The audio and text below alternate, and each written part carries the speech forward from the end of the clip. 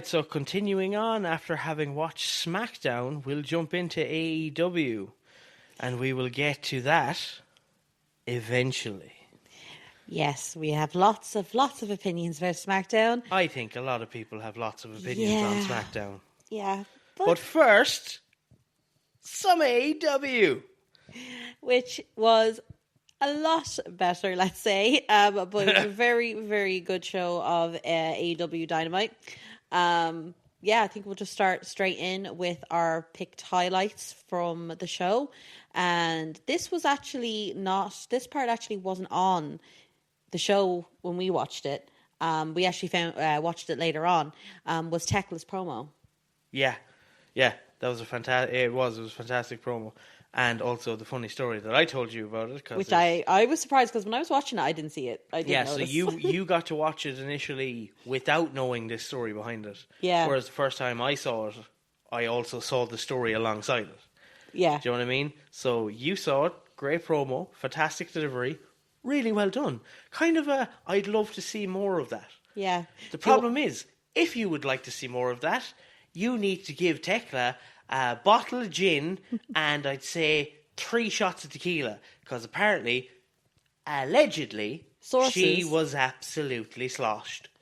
Sources say that she was absolutely shit-faced. But in fairness, being shit-faced and delivering it like that, fair fucking play to you. Yeah. To be fair though, like sometimes a bit of liquid courage, that can make a great promo. But that's it. You don't want to rely on it all the time. No, because that's dangerous. Yeah, but if it brings out what you need, kind of to realize what you need to get there, then maybe you can get there without the drink or without getting fucking wankered. I was really surprised by that, but it was a really fucking good promo. Basically, she was being interviewed by Lexi Nair. And she was saying, like, how does it feel to go up against Jamie Hayter, who's like used to be a champion? She's like, if I have to hear that again, and basically threatens Lexi. She says she's going to wine and dine her, bring her to a strip club, bring her up on stage, and then break her fingers. And I was like, what? It was so fucking weird. What kind of mad pimp talk are we doing here? I'm just paraphrasing. Yeah, it was. That was fucking wild. That and then delivering that fucking line that she hit at the end was quite good. Yeah, I thought that was really good. Basically, where she says, "You're the dumbest bitch alive," referring to Jamie Hayter, and then ending with, "At Dynasty, you will be a dead bitch." No, you'll be the dumbest bitch dead, is what she says. Dumbest bitch dead. Apologies. Yeah, but it was just the delivery. Was. Now, when you watch it knowing that she may be, I reiterate, allegedly shit-faced, the delivery then is kind of like, oh, she was in that. Like, she got into it at the end. Yeah. Oh, it was very, very good promo and definitely a highlight. Our next highlight then. Yeah, I think we go then from there to, I think, Chris Jericho. Yeah. With a little something. I think what was perfect with this was the fact that I think Tony Khan delivered it perfectly in the sense of Jericho's return didn't go over all that well. Like, not that it didn't go over well. People were happy, but at the same time we were like, what are we doing? Yeah. Whereas I think bringing Ricochet out was a stroke of genius. It was very good. I wasn't expecting that. Yeah, and just having the dude who's one of the most hated guys in wrestling right now just because of that MS comment. Like, yes. He what? Yeah, just how fucking what? Like, that fact that that's just being said, because the MS comment, like, it's just, why would... Anyway, yeah. We gave our thoughts on that already. No, I know, it is. It's fucking ridiculous. But the fact that he threw that out there, got all the shit for it, and now is still kind of like... Alright, dude, fuck you a little. Yeah. I think putting him in there with Jericho and getting that heat and kind of... I thought the list thing is really cool. I feel like a lot of people really enjoyed it because, yeah, I'd love to see him create something new. But at the same time, I think he just wants to do a little kind of lap of... Also, when you go to like I don't know, I'm using like an analogy here. If you went to like a band that was like really big when you were young... And the band? Yeah, like if you were going and saw a band that you really, really loved, and then like they only played their new shit, you'd be like, play the old stuff. You know what I mean? Yeah, yeah, and I think that is what Jericho wants. Like, and like you can't really blame him either because he's gone through so much stuff with AEW. He's created the learning tree. I can't remember what the name of which is really bad of me. But he's had two things that have like failed. I think the Chris Jericho Appreciation Society.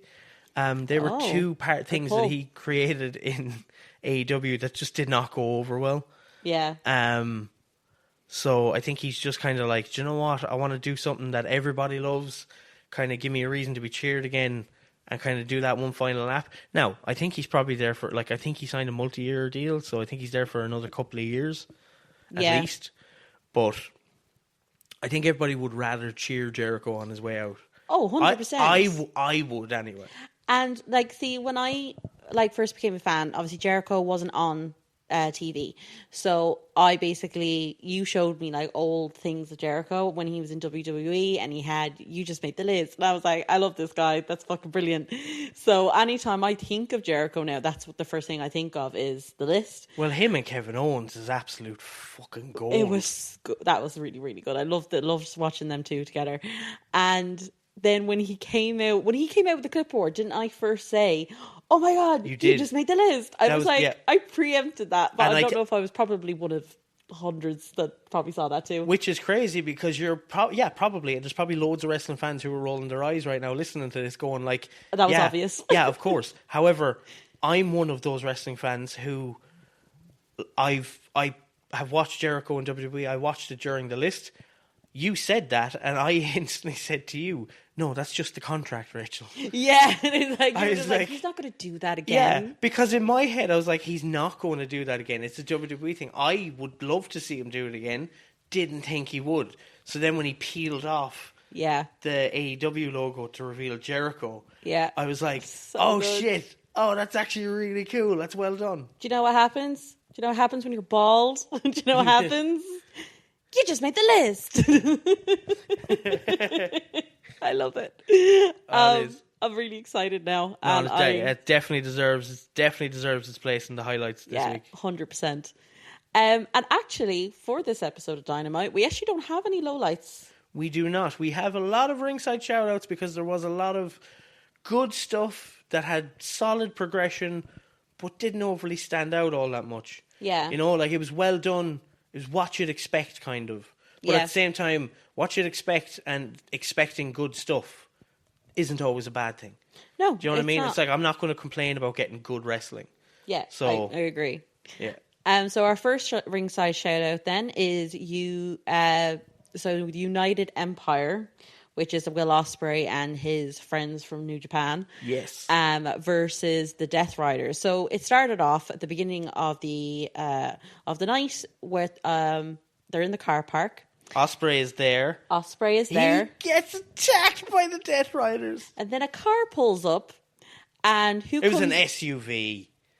I said a car. It's a big old drug dealer van. Yeah, it was. And then who comes out but Alex Windsor, and she just struts over and is like, all right, babe. Yeah. It's just like, oh, okay. Real 70s Travolta. Yeah, it was very hammy, but it's fine. That was like probably the only part that I disliked of this whole thing. And then more guys jump out of the car. I can't remember all their names, unfortunately, but they looked cool and they did a really good job. Yeah. I can't either, in fairness. It's the two guys, like, no, in fairness, it's the two guys I don't know that are there. I know Callum Newman. Callum Newman is the 23-year-old who just won the he's the youngest IWGP Heavyweight Championship. Yeah, exactly. He's the youngest New Japan Heavyweight Champion of all time. Like, there's going to be a big deal about him in the next couple of years if he keeps going at this rate. Yeah. Like, he obviously needs to kind of show everything that he can do on the mic. Yeah. And, like, just show that he can evolve. You know, once he's shown that he can evolve, then he's going to have some serious fucking bidding war for him in the future. Interesting. And being on AEW TV already, probably a sign that Tony Khan probably has the jump. That's a very good sign. And also the fact that he is, like, Will Ospreay's protege, whether that's kayfabe or whether that's... Ooh, like, I do think they train together in that, but Yeah, there's going to be a big deal about him in the future, Cool. and I think he's definitely AEW bound. So I'll be excited to see that. Yeah, me too. And there's also a guy, and I do apologize that I don't know his name, but he was like a smaller guy, blonde, and he did this one spot while they were in the car park that I was like, Jesus Christ, that was such a dangerous spot, where he was on top of the car and he jumped. By the way, there's no mats, it's just concrete. And he jumps and he got caught by the big fecker. What's his name? The big fecker. The big fecker. Jesus. Was it Claudio? Claudio, that's it. There we go. You got there in the end.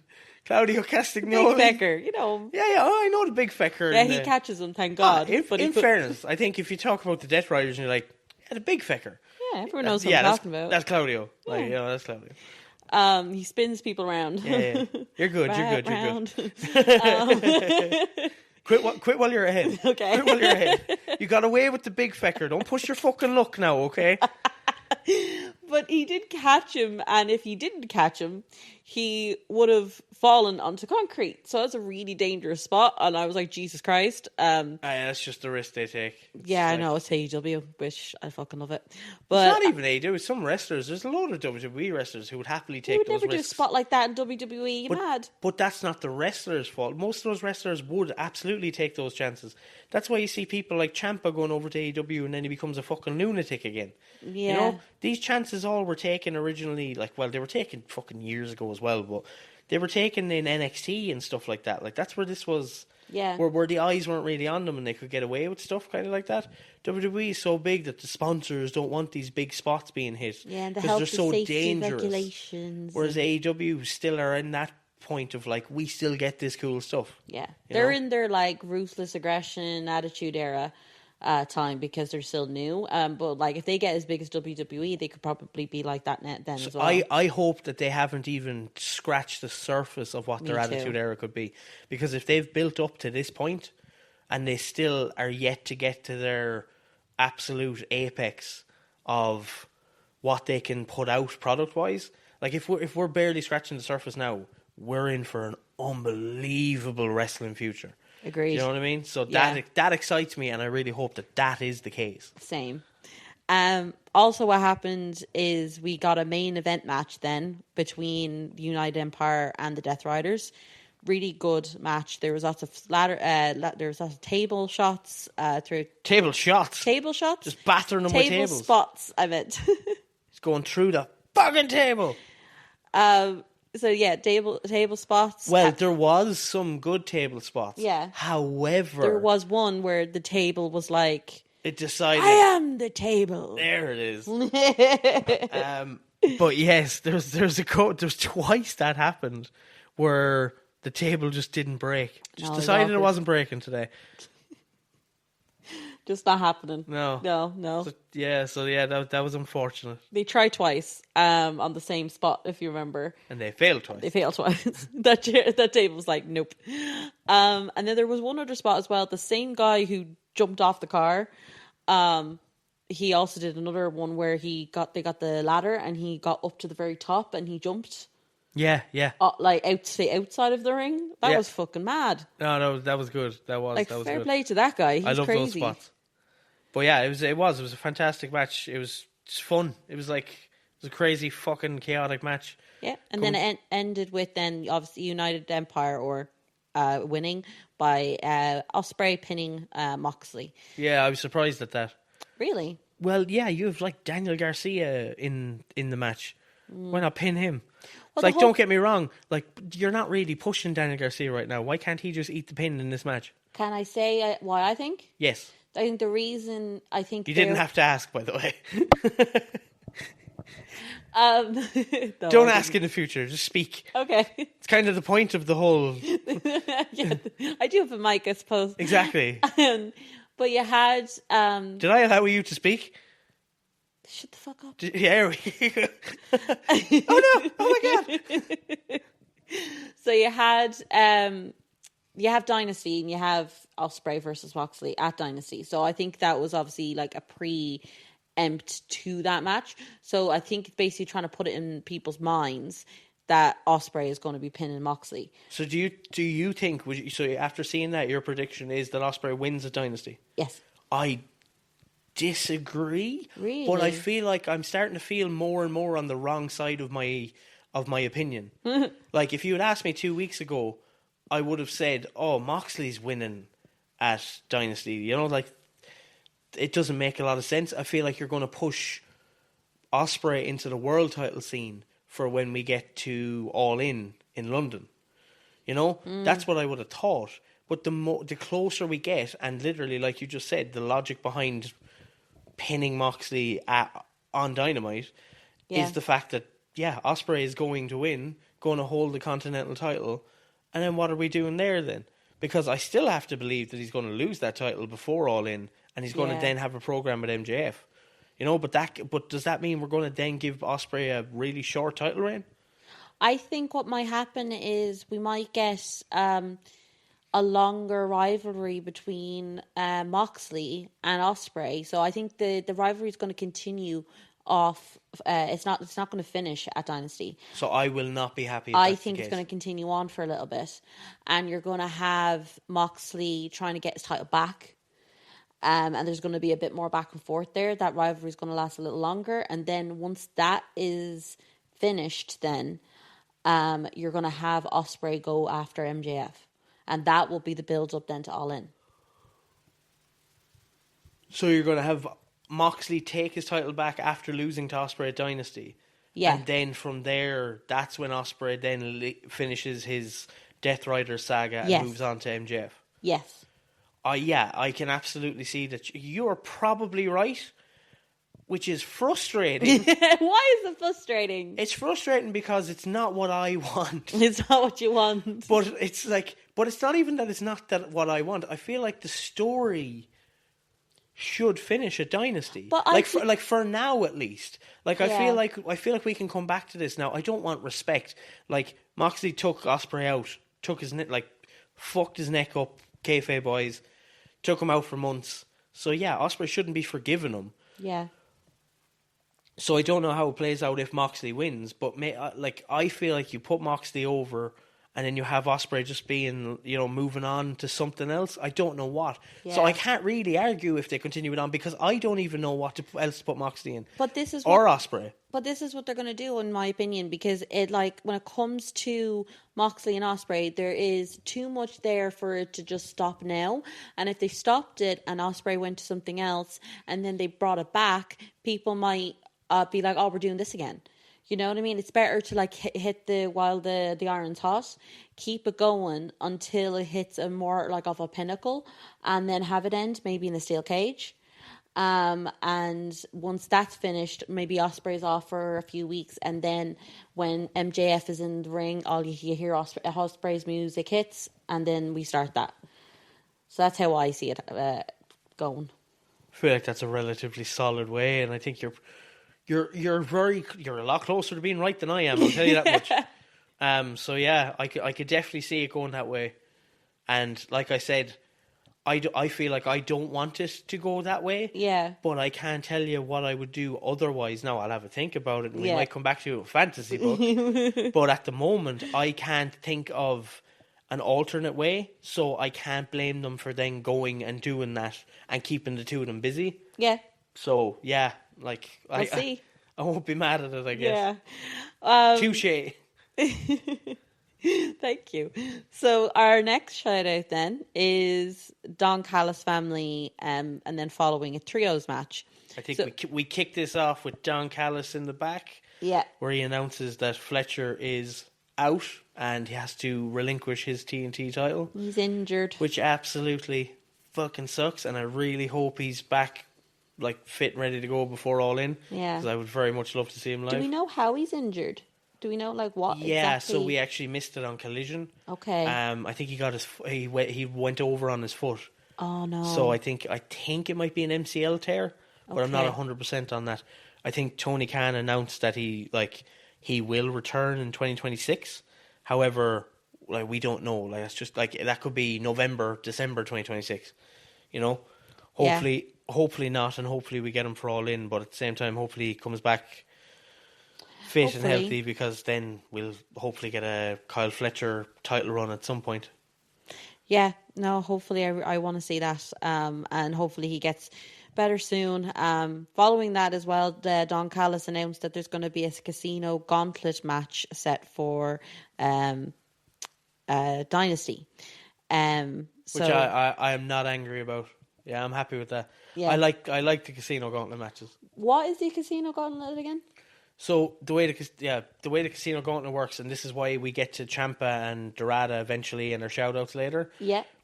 So they're in that match, they're basically trying to get the number one position in the gauntlet match, because in a casino gauntlet match it's kind of like a Royal Rumble entry wise, where your first two come out and then you've entries then one after the other. Yeah. But the thing about a casino gauntlet match is the person who gets the first submission or pinfall wins the match.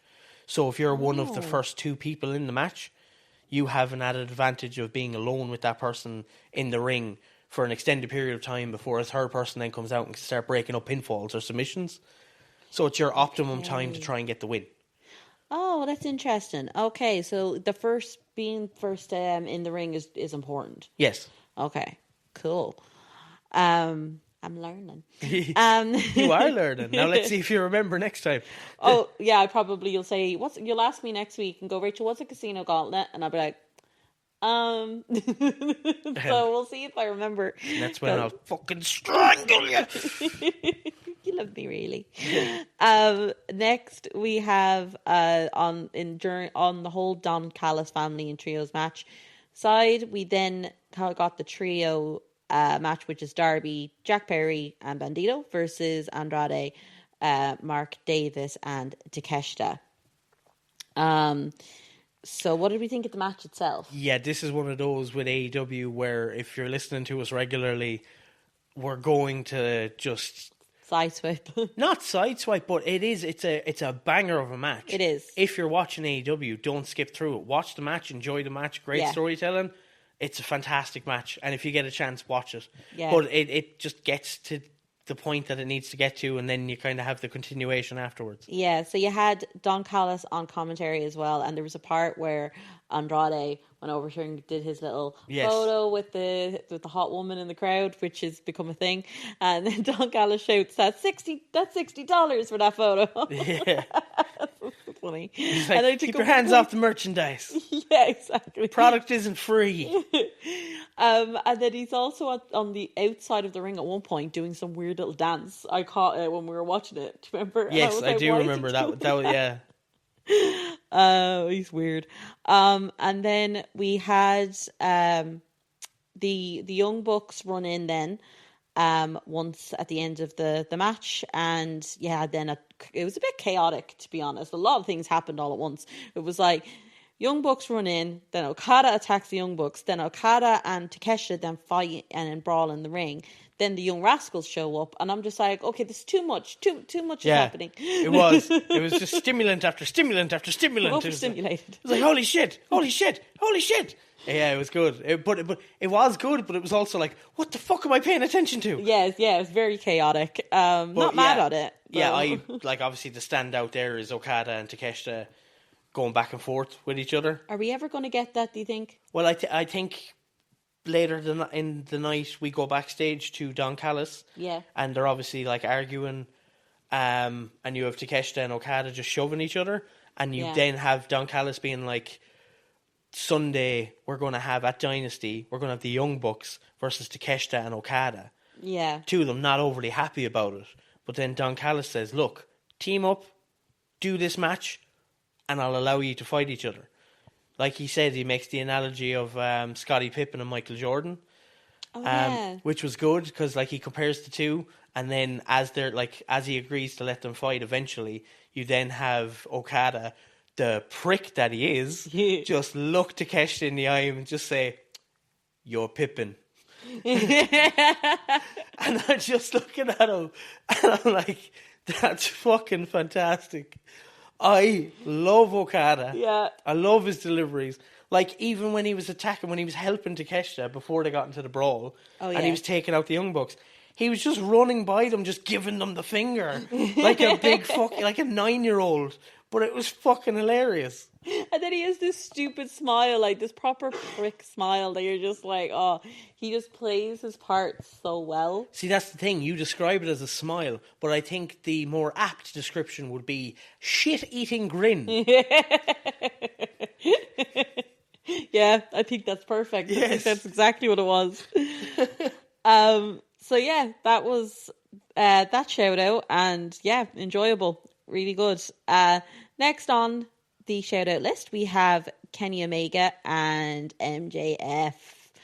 Oh, I think we might leave that one till last. I think we will too, actually. Yeah, that's we're going early with that. Oh my god, we are going early with that. Can't give away the prime beef beforehand. Jesus, you're going entree before appetizer. Oh, I think I am. Yeah. Oh my god, hungry little wrestling fan. I like dessert. Jesus. So we'll go on then to another shout out. I think we go from there to Willow Nightingale versus Queen Aminata, which I thought was strange because announcing Queen Aminata's return, just being like, oh, it's her versus Willow, instead of maybe, like, I know they don't want to do the open challenge thing or anything like that because it's too WWE, which I get and that's fine, but maybe Willow could have gone into the ring, cut a promo and been like, if there's anybody in the back that wants to step up, I'm a fighting champion. Yeah. You know, see what you can do. That would have been better. Exactly. And then Queen Aminata returns. Yeah. And you get, like, you hope that you get that pop. They didn't even give her the chance to see if she was missed. It's like, yeah, obviously it could backfire and all of a sudden it's fucking crickets. Yeah. But that's the risk you have to take sometimes. I feel like in an AEW arena with those fans, Queen Aminata would have got a pop for returning. I think she got less of a pop coming out because they knew she was there. It's almost like you're like, oh, cool, she's back. Whereas when you get to her walking out with, like, the return, you're like, oh, shit, like, she's fucking back. Yeah, it is a shame that they didn't make more of a bigger deal about it. Like, I don't remember, seeing her, because I think I actually started watching AEW. We started watching AEW after. Yeah, she got injured, literally 2 weeks before we started watching AEW full time. Oh, okay. So... yeah, like before we started watching every week. So I'm fairly certain she got injured, has been out, and now this is her return. Yeah. She was really good, though, from what I saw of her. Like, the match was really good. Back and forth was fantastic. Queen Aminata's selling just her, like, near falls and frustration. Yeah. Like, that kind of selling was really good. And she had that kind of wide-eyed, I think you pointed this out, she had that wide-eyed look to her, kind of the way Obafemi looks at Brock Lesnar, where she was, like, staring down Willow, kind of being like, I can't fucking believe this. And it was really good. Yeah, I really, really liked it. We also had in that match Hikaru Shida just standing in the corner, which I think is fine. Like, if you're going a triple threat way with these three and have that kind of a rivalry for the TNT title, I think that could actually elevate it. However, if you move to Willow now just in Hikaru and Queen Aminata just moves aside, I don't want that, because I want Aminata involved in something, and I think the TNT title is the right thing for her right now. And Hikaru Shida, is she is she in AEW? Yes, I'm fairly certain she's been out injured as well. She returned on Collision 2 weeks ago. So it's another return that she just stood there in the doorway for the entire match and just watched, which I'm like, who is that?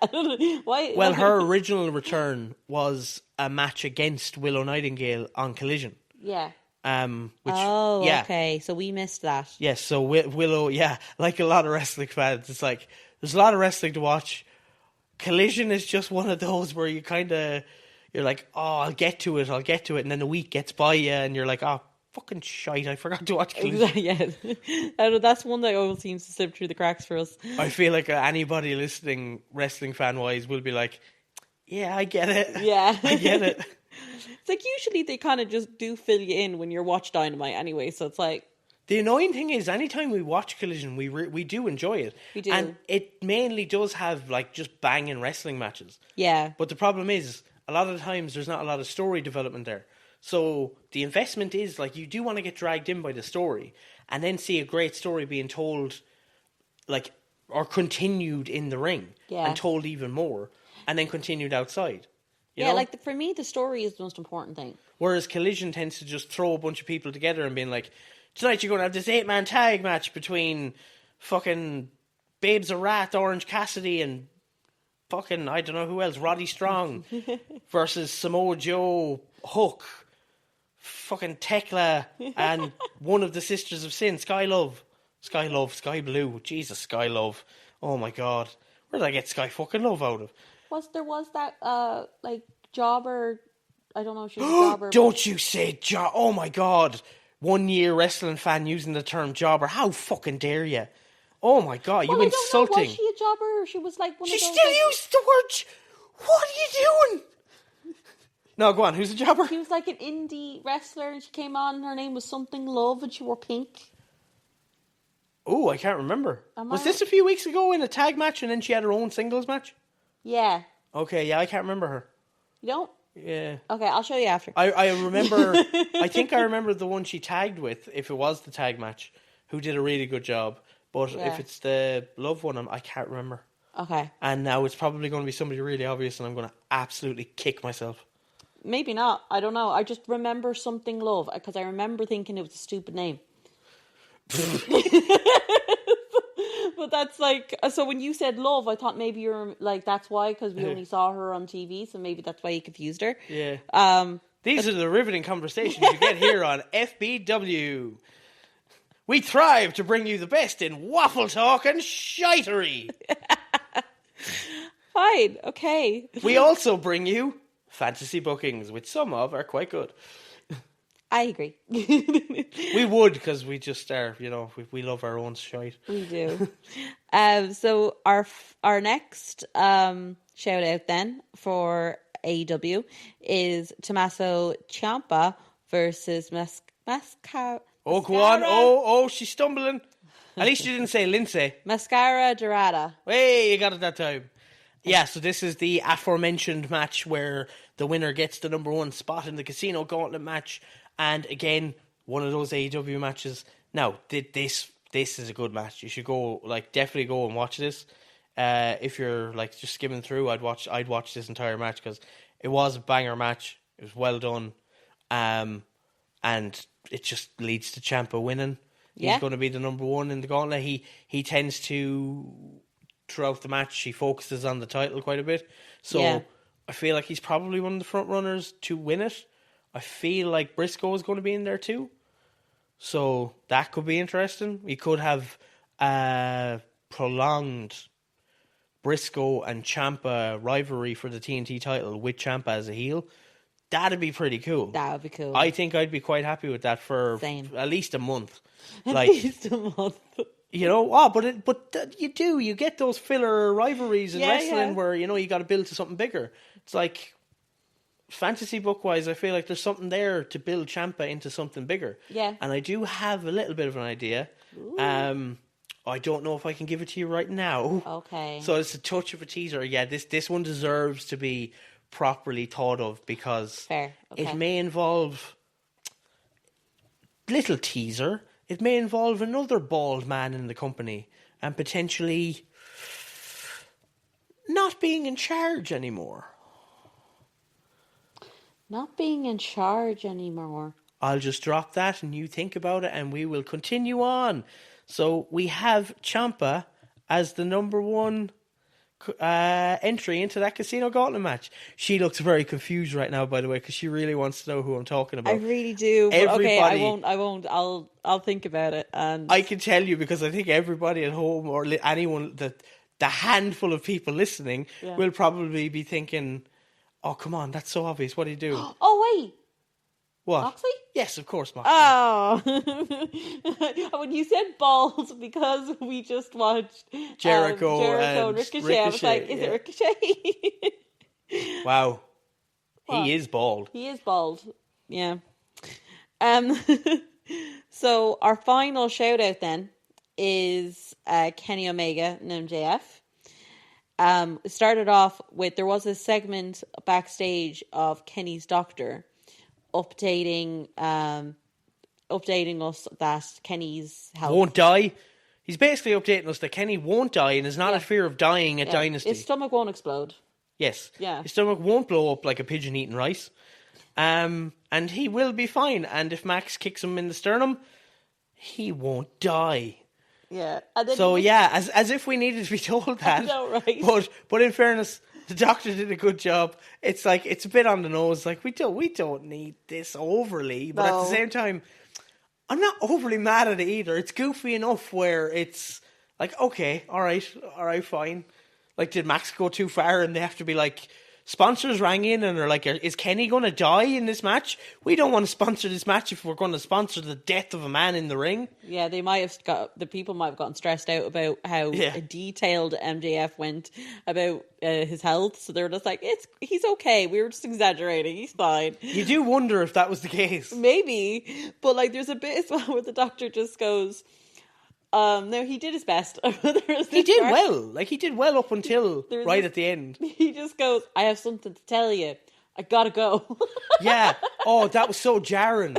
That was so jarring when it happened, just because he was doing, like, for a guy who's not on camera all the time, he was doing fine. Yeah. You know, like oh my God, it's not like he was cutting a promo, he was giving a goddamn update, but the man had a camera in front of his face and knew that a few thousand people sitting outside were watching him, you know? So he delivered it well, he did what he needed to do, but then just throwing that out there just took me out right at the end, because he was like, I have something to... just one... What was it he said? It was like, I have something, it was almost like I can't remember verbatim what he said, but it was basically like, oh, by the way, as if he was going to say something, like, related to what he was talking about, like something important. And he goes, I gotta go. I have a job to do. It's like, yeah, that's fine, man, but the way you said that was like, what? That's not how you speak. That's a strange way to announce that you have to leave. I have something really important today to say. I have to go home. Like what? Like, same energy. Like, cool, thanks, right, man. So then we had Kenny and MJF face off in the ring. Well, we had Kenny come out first. Kenny came out first. Kenny cuts his promo, and I love Kenny. Yeah, I do. I love Kenny Omega. I love his storytelling. The man tells the best story ever, I think, in wrestling, in the ring. Like, he does. He tells a great story. However, on the mic, the story isn't told as well. No. You know, he went on a little long. He lost me a little in the middle. I think he lost the crowd too. And I felt like he did lose the crowd a little. He went on I don't even think it was a bit. I think he went on a good bit too long. Yeah. Because he did kind of have me being like, oh, Max, come out, you know? Yeah. And I love Kenny, and I cannot wait for this match. So it didn't really dwindle my interest in the match. It just more made me kind of be like, all right, Kenny, hurry up so we can get Max out here, because I want to see what ridiculous things he says and like how you come back at him with that. Yeah, exactly. You know, because I know Kenny can come back at stuff, but that monologue, like, it's not massively for him. No. Because like when we continue on and we have the face off and all of that, the back and forth is good. The shit talking is good. And then, I don't know if you want me to jump this far ahead, but like we then have Kenny laying out Max at the end of it. Yeah, he knees him in the face. Yeah, well, Max, obviously, Kenny wants to shake his hand. Oh, yeah. He's like, you're in my country. This is what we do. We show respect. Shake my hand, Max. Yeah. And Max then feigns to shake his hand, turns away, turns back, and goes to pummel him in the fucking head, like the heel that he is. But, yeah, Kenny ducking it, hitting him with that knee. But I really liked when he took him out with the knee, then he stood on the hand and took off the mic. Or took off the ring. Oh, yeah. Yeah, when he dropped the mic and he went then to take off his ring. And then you had him basically put that ring on and kind of give that like little bit at the end that he gave. With the good night bang with the ring on. Yeah. That was all done very well. Like, I love that side of Kenny. I love that kind of pomp and circumstance that he gets to, and he delivers it like that. But yeah, just the early one just didn't really do it for me. No, you know, it didn't. And in fairness, I think Max had a little bit of an off night in this as well. Yeah, like Max. Now, don't get me wrong. Max doesn't really have off nights. Exactly, even like, his off night is still fucking awesome. Like his off night there was probably most people's like best promo ever. Yeah, probably. Which is like a little worried, but that's just how good the fucker is on the mic. Ooh, I have a question because I did this earlier with who's worse on the mic when we were talking about NXT. I know I want to do the who's best on the mic. Oh shit! So I'm going to compare. Oh, this is going to be a tough one for you, I think I know who your answer, but I'm going to say it anyway. Go ahead. MJF or CM Punk. Oh, like body of work at CM Punk. Okay. But MJF is a 30-year-old man who's 18 years younger than CM Punk. So by the time all is said and done, there's a real chance that MJF could be on that level, if not higher. And the devil. Yeah. Sorry, I have to. Nicely done. You half beat me to it there, you fucker. But yeah, by the time all is said and done, Max could absolutely catch up with him. Yeah. You know, like he could surpass him. Like, it's he's so fucking good. Do you know what's mad? I say who's better, but we actually did get CM Punk versus MJF in AEW. And it was fantastic. It was that was brilliant. And can you say from looking at that like storyline who like schooled who? Or was it kind of back and forth? It was absolutely back and forth. And it was a case of Max more than held his own and showed exactly why he deserves to be talked about in the way he talks about himself. Yeah. You know, where I am the best on this mic, I am the best in this ring. In that program, he definitely showed that he is one of the best on the mic in all of pro wrestling. Yeah. You know? Yeah, it's insane. And he's been shown ever since, like slowly and surely, match after match, that he's one of the best in the ring as well. Yeah, like and he's not afraid to get like violent either and go like look at that Iron match with Hangman. That was it an Iron match? No, the Texas Death match. Oh, it was a Texas Death. Yeah. Sorry, the Iron Man match was Bryan Danielson. Oh, okay, yeah. So, the Texas Death match with Hangman, like that was like he can do what he does on the mic, and then he can do something like that. It's just it's insane. But anyway, that was AEW. So for our turnbuckle rating, what are we thinking? I think it was a good show. I enjoyed it. Same. The ending kind of just with the off night from Max, from what you're used to expecting, and Kenny's like kind of drawn out promo kind of takes away, just because that was the main event segment. You do want a bit more, so I will give it an 8. I think we're in agreement here. I was thinking 8 too. Yeah. Okay. Yeah. So yeah, and like that, there's nothing wrong with it. Like if you give me an 8 consistently, and then follow it up with some 10s and 11s, banger. That's exactly what I want. Do you know what's mad though? I think we do have a different expectation when it comes to AEW than we do say with WWE. If we had if that night was in WWE, that would be like an 11. You know what I mean? Or a 10. Yes. It's just because we have a higher expectation when it comes to AEW that's an 8, But then when you have an AEW segment that is like a big set piece, like backstage, something like I always think back to Hangman with Swerve's house burning down. Oh my God, yeah. Like that didn't feel WWE, but it felt production-wise, like it was getting to WWE levels. Yeah. And when AEW go there, they do it really well. Now, I don't want them to go there every week, but I do want them to go there every now and then, because when they do it well. They do. And they do it with a bit more of a dark undertone to it. It has more grit to it. It has more realism to it. Yeah, grit I think is a perfect word to it. Yeah. Now our final show of the week. Oh God, do we have to please? We don't have to put the people through this. Guys, you watched what we watched. You watched it. We don't have to. Let's end here. That was a great podcast, guys. We'll talk to you next week. We have to do it, don't we? Oh, Jesus Christ. We can do it. You can do it. Hold my hand. Oh God, give me your hand. Give me your hand. Okay. I'm actually holding her hand. That's how fucking sad I am right now. Oh, so we got this. Okay, we move on to SmackDown. to WrestleMania, mind you. And this is the second to last SmackDown before WrestleMania. And this is what we get. This is what we get. So we're starting off with the highlights, which there are some. Do we have any? We do. Okay, yeah. I was, because in my head, I'm just focusing on the bad parts. Yeah. So I'm like, what's their highlights? The bad part almost overshadows. It does. It hurts me. It hurts me too.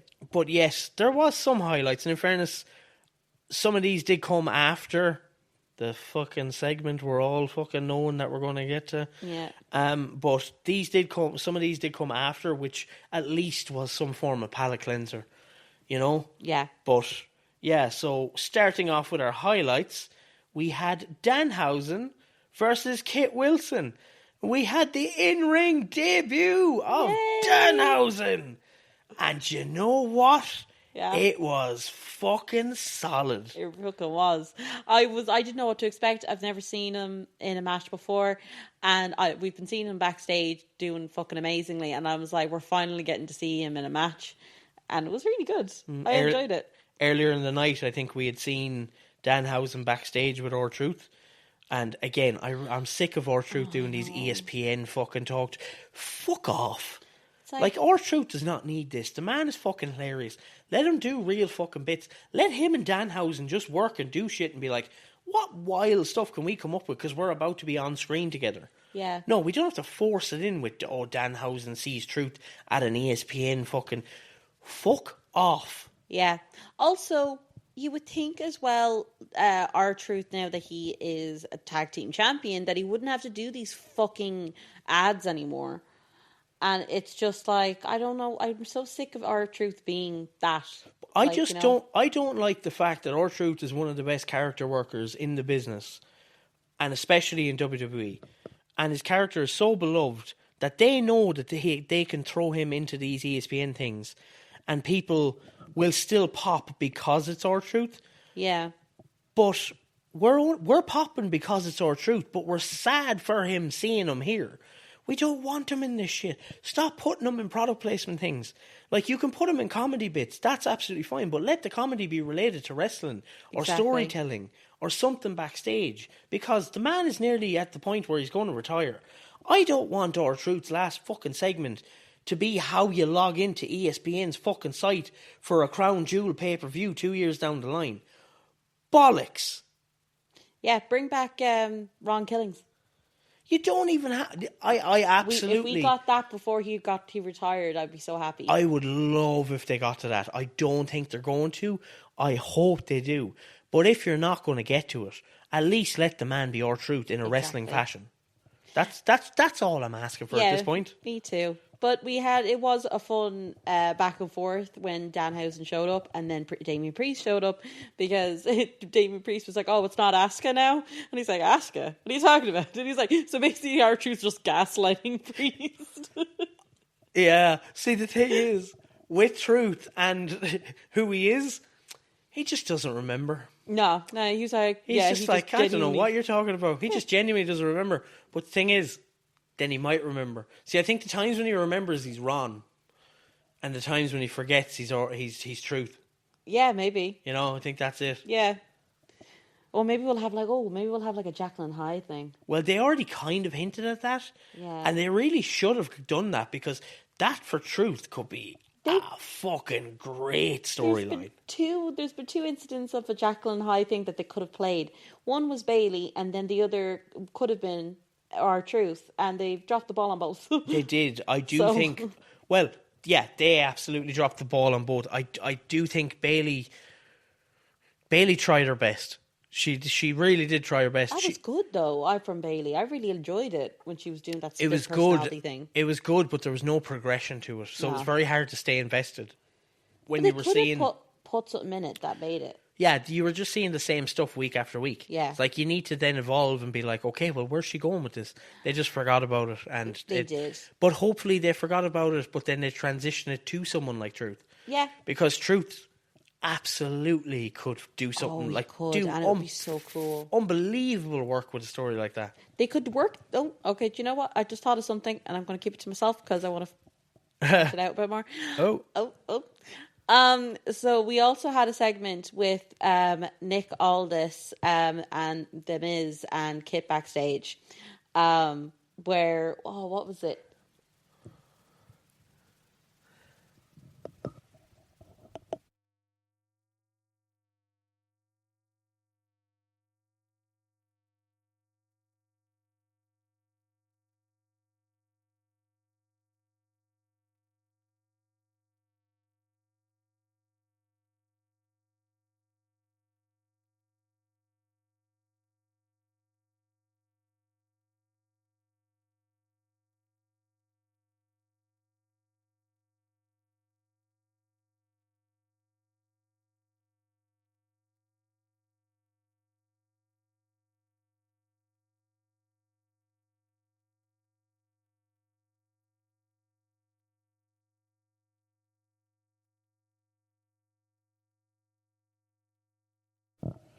Yeah, I think then, that's where we have Nick and them backstage, and you have, I think, Nick actually believing in the curse and having, like, The Miz is like, what are you talking about?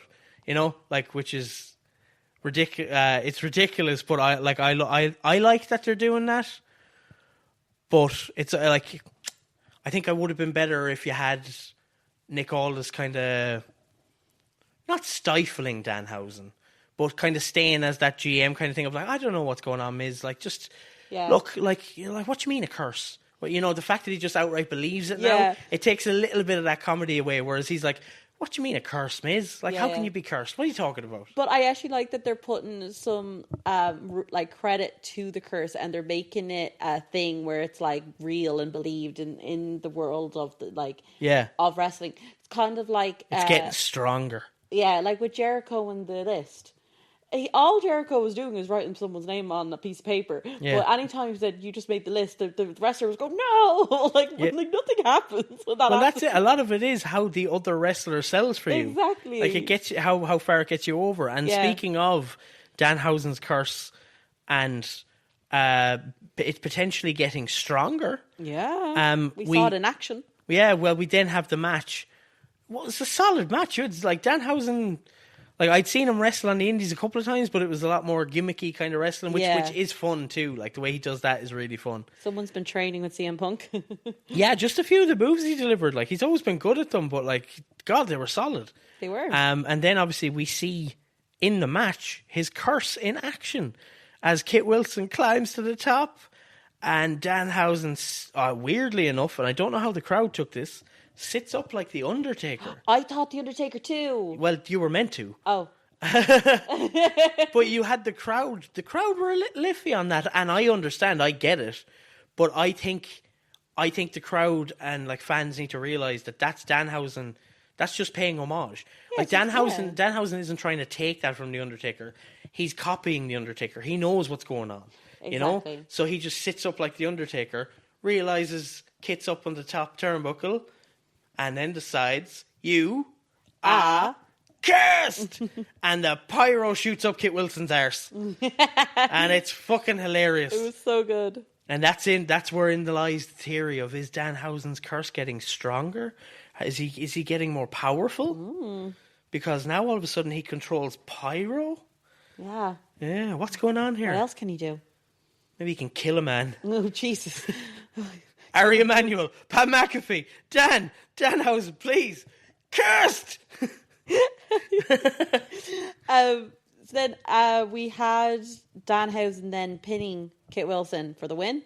And while he's standing there going, I won! Yay, I won! Then you had the Miz coming up behind him. This was good because I was wondering what was going on. It was taking a little long. It did take a little long. I think it took a little long to the point where Danhausen, not that he didn't break character at him, but I think he kind of threw a word to the referee, kind of going like, what's taking so long? He kind of side-mouthed to the ref, being like, what's happening? And we had the Miz creeping up behind him, ready to hit him with that fucking face plant. And then the lights go out. Now, I kind of got here because I forget that Danhausen, like, this is what he does. He disappears. Yes, I know. And I forgot in that moment, like a goddamn mark. Mark. oh my God, it's a Mark moment. So yeah, so Who's Mark? Oh, hi Mark. Oh, hi Mark. Oh my God, that's actually good. So yeah, I had a Mark moment where the lights went out, and I thought to myself, "Oh shit, who's coming out to help Tannhausen?" And then all of a sudden, I see him halfway up the aisle, and I was like, "Oh, I'm a fucking idiot." To be fair though, I think I actually thought that too when the lights went out. Oh yeah, but I actually did think, oh, was someone coming out? yeah, but you are a fucking idiot. I try Fuck not you. to be. No, wait, you're calling me the idiot for something that you believed? No, I'm not calling you an idiot for this. I'm saying usually you are a fucking idiot, whereas normally I'm the one, you know, who knows what's going on, who's all it's my heel turn, ladies and gentlemen, so just allow this to happen. So I'm the one who will, like, you know, I'm only messing, I'm only joking. We're gonna have some technical difficulties. Oh shit! Somebody help me! So we're back, and I apologise. I'll be better. Damn right you will. So then next on our highlights is... I don't know why I'm blinking Morse code. Nobody can see me. We're on radio, dumbass. Radio? Radio. What Podcast. fucking year are you living in? You think it's Frasier? Oh. So as I was saying, I was rudely interrupted. Sami Zayn's promo was our next highlight. We're going on to Sammy. This is one of the highlights. This was good. This was interesting. Sammy delivered, I thought Sammy delivered, in fairness to him, a great promo. If it was what I think it was, which is Sammy basically being a big old fucking heel, but coming across like he's a big old face. And I wonder who booked this a few weeks ago. Oh my God, I might be getting my fantasy booking. Yeah. I have a good feeling. Well, we're getting kind of, I think I said this to you in the moment, but we're getting a feel of Austin and Bret Hart at WrestleMania 13, because going into that match, the match itself now is the I Quit match is iconic in hindsight. Yeah. But when you remember the build up, Bret was the face going into that match, and Austin was the heel. But the crowd loved Stone Cold and were just massively behind him. Whereas Bret was like, I'm the good guy here. Like, what is your problem? Why are you booing me? What did I do to get booed? You know. And now all of a sudden, we have another Canadian standing in the middle of the ring, talking about why is he the one getting booed. Look at the career he's built. Look at everything he's done. Like, these people shouldn't be booing him. They should be on his side, you know? And then the lights go out. Whoop, that trick. And all of a sudden, the crowd pop like crazy. Don't get me wrong. It's not an Austin pop in the 90s, but nothing's going to be an Austin pop in the 90s. No. Modern day-wise, that's a solid pop. Yeah. Like, that crowd got behind him. Yeah. Like, the man's the heel. Like, he's the heel in this. And so I feel like we have to be building toward a double turn. I feel like if they're not, I don't understand. They're just not seeing what's going on. And the logic isn't logicking. Yeah, the logic isn't logicking. No. Like, mild fantasy book here. This is just one off the top of my head, so bear with me if it's absolute shite. You can all throw it in the comments below if you want. And speaking of comments below, don't forget to throw your comments in and your add-ons to kind of for our future segment. Yeah. Which will be a weekly thing once we get it up and going. Yeah. But yeah, with this, I feel like you could do, because we have 1 week left next week, right? In the build to WrestleMania. So we've seen Lil Yachty do some heel shit. So maybe have him be, do a bit more heel shit. Get Trick to kind of do some fucking nefarious things that he doesn't really want to do. Or have him suggest that Trick does them and Trick just be like, no, dude, I got this. We're all good. I don't need to stoop to that shit. I can beat Sami Zayn on any day and twice on Sundays. Like, I can do this. I don't need to stoop to those levels. And then have Lil Yachty stoop to those levels to help Trick out in like a match beforehand or something like that. Like have Trick in a match next week against somebody. I can't think of anybody. We just had Cardona. Per Cardona. Poor Cardona. The man is like, we would get to that match, guys, but like the match itself comes after the promos and all this happens. But I think the big parts here are the promos, so I think we'll talk about these. The match happens, Matt loses again. It's strange, and then we have interaction afterwards. There wasn't much going on. Everything story wise, I think, was told a little before this match. Yeah, true. But if you build Lil Yachty, not build Lil Yachty, Jesus. Oof, that sounded weird. I was wondering where you were going with that. I was like, what do you mean? But to build Trick a bit more, you have Lil Yachty do some heel stuff. Have him kind of next week, because you have to do it quick and you have to do it. So you need a backstage segment. You need Lil Yachty talking about, let's just do this. I got you. I'll take Sammy out during the match at WrestleMania. I'll distract the referee. I'll do this. And just have Trick simmer him down and be like, sit down. You're a guest here. I got this. I know what I'm doing. I'm a professional. I can beat Sami Zayn, like I said already, any day of the week.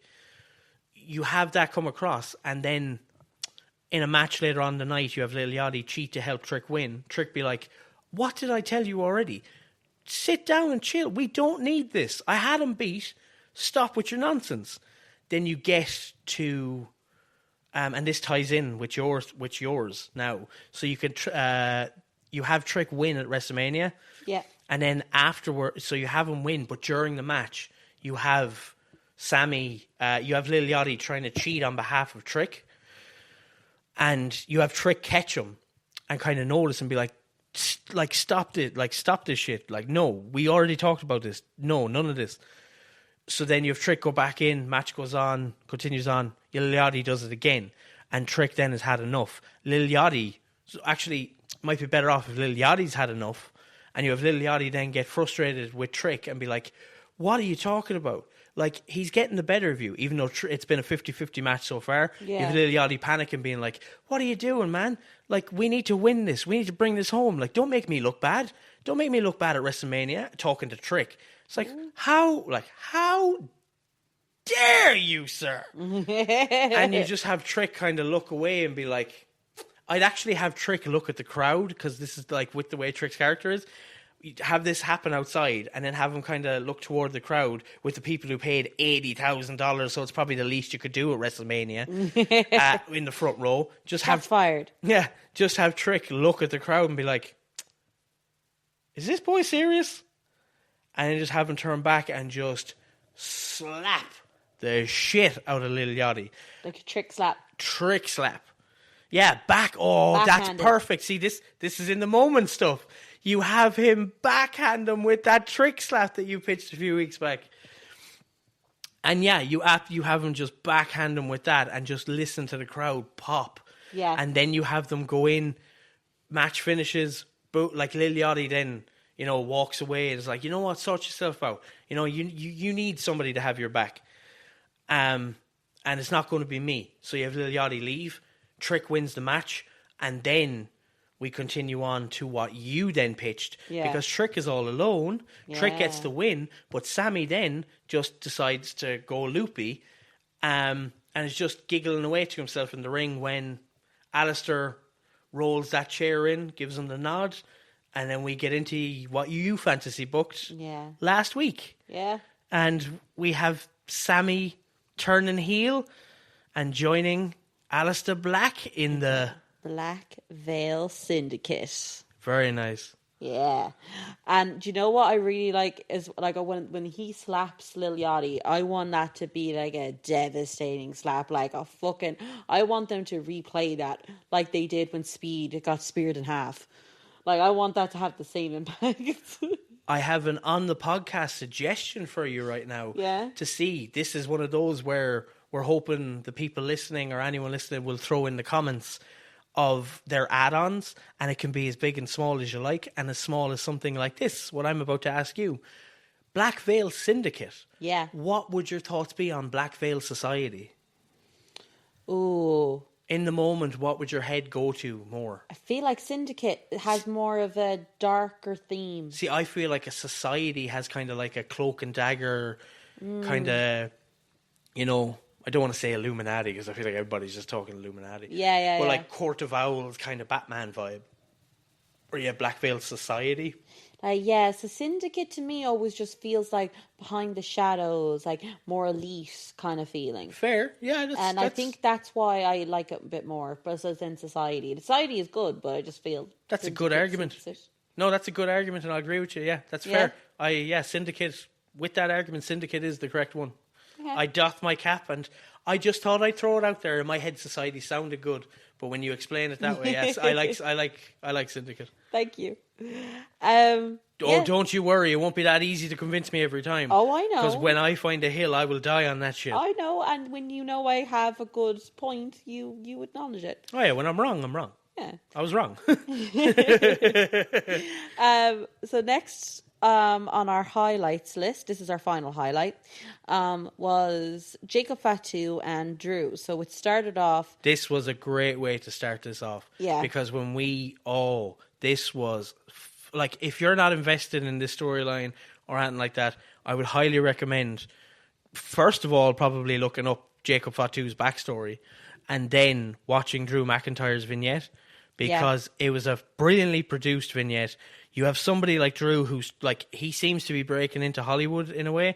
Like, he's going to be in that Highlander movie. He's playing Henry Cavill's brother. But I think he's a guy... I didn't know that. I think he did. I think I told you a while back. Oh. You just forgot. Whoops. There's a lot of times when Rachel will be like, I didn't know that. And you'll probably hear them on the podcast. And you'll be like, you did know that. I fucking remember you heard that in like 3 episodes ago. And now there's recorded evidence to show that I was told that. And exactly. I can't back down and be like... That's the only reason we're here. For proof. But yeah, this just showed off Drew's acting chops. Like... It's fucking great. It was delivered fantastically. He was intense as fuck. Like, seeing the cuts and all that kind of thing, and just the way it was produced, I loved it. I thought it was great, and it got me hyped for the match. Yeah, same. It was really cool with, like, the cell and he's like saying that you're an animal, this is where you belong. And yeah, it was saying that he basically talking about him being a father and stuff. He got yeah, like he was deep with it. He was locked up while his starving children were out there struggling. That was fucked up. Like, Jesus. All right, he's like going hard. Like, Jesus. I like to see how far Drew goes, though. I love Drew on the mic. Drew on the mic in a vignette, whatever he's doing. I'll watch Drew McIntyre versus pretty much anybody. Like, just let the man have free reign and let's see what he does, because we're probably going to lose him soon, because he is going to get some more Hollywood stuff. He's probably going to end up like in a Dave Bautista situation. I can absolutely see that happening for him, because, like, the fucker has it. Yeah, you know? I agree. And yeah, then we ended up going from here then to Fatu. Like, we came to Fatu watching the end of this promo and getting his thoughts by Jackie. Was it Jackie Redmond or was it Kathy Kelly? I think it was Kathy Kelly. I think it was Kathy. Yeah, so it was Kathy Kelly getting his thoughts while he was just so happened to be at a TV watching the Drew McIntyre vignette. Then he punches the TV. I was like, Jesus, calm down. Yeah. It's a fucking TV, like. But then I think everybody panicked a little when Jacob went to walk away and then was approached by Solo. Because we were like, we did this before. We did this already. It ended in a steel cage. It was really bad. Let's not do this again. Yeah. But I did think it was interesting. Obviously, they just went back and forth. I don't think we're getting back to this. I fucking hope we're not getting back to this. Solos involved in rivalries that we just want to end. Yeah. Yeah, because like that. This isn't in a shout out or anything in this. But yeah, next week we're getting the MFTs versus the Wyatts. Why are we doing this? It's a street fight before WrestleMania. Okay, yes, this might be the end. No, you should have just gotten a new story started next week for the Wyatts or something. People would have been more excited. We don't need to see the end of the MFT and Wyatt storyline. We thought we already had. Hasn't this been going on since November? This has been going on since 1946. I can't remember when this wasn't a thing. This has been around my entire life. I can remember when Eddie Guerrero and the Radicals came into WWE, and this rivalry was still going on. Yeah, they had to fight for screen time between the Wyatt Six and the MFTs back in the early 2000s. Let it end. Oh, please let it end. But anyway, we had Solo basically. Okay, this was interesting. It was interesting what happened here, yeah, because Solo then goes into his diatribe with Jacob of, we've done this before. But he mentions how the last time we were in San Jose, Jacob got his teeth knocked out. And wouldn't it be bad if something like that were to happen again? While in that same line saying that and then turning to Tama Tonga and being like, isn't that right, Tama?